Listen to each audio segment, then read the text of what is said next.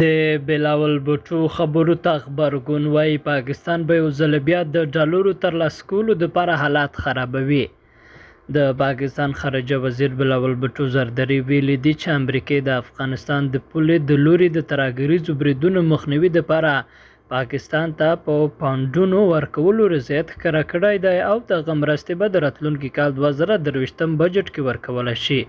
څېړونکي نظر لري چې پاکستان ته یو وار بیا جنګ ته د ښکېل کېدو پر ځای پکار ده چې د افغانستان سره تړلې شخړو د هواري دپاره سیاسي او سفارتي لارې چارې ولټوي.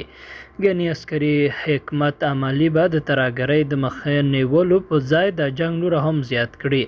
څېړونکي وایي تېر قریب یو نیم کال راهیسې کله نه چې طالبان په افغانستان کې په واک کې راغلي دي نو سیمه کې د نړیوالو ترهګرو ډلو فعالیتونه ډېر په توندۍ سره مخ په وړاندې روان دي او د عمل د دوحې له وضعنامې سرغړونه ده. د پښتون ژغورنې غورځنګ مخکښ پي ټي ایم مشر منظور پښتين د خارجه وزیر بلاول بھټو په بیان خپل ټویټ کې لیکلي دي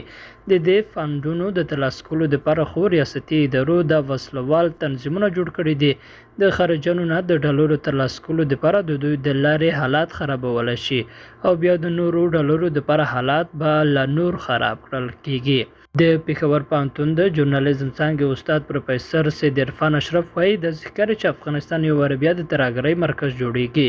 او هلته د واکمن طالبان دومره توان نه لري چې د هغه مخه ونیسي.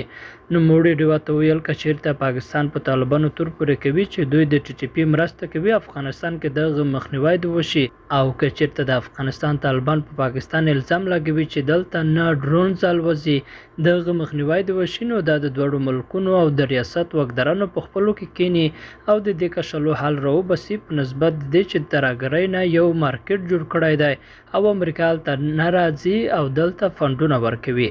د پاکستان ډان اخبار د پاکستان د بهرنیو چارو وزیر بلاول بھټو زردري د خولې لیکلي دي چې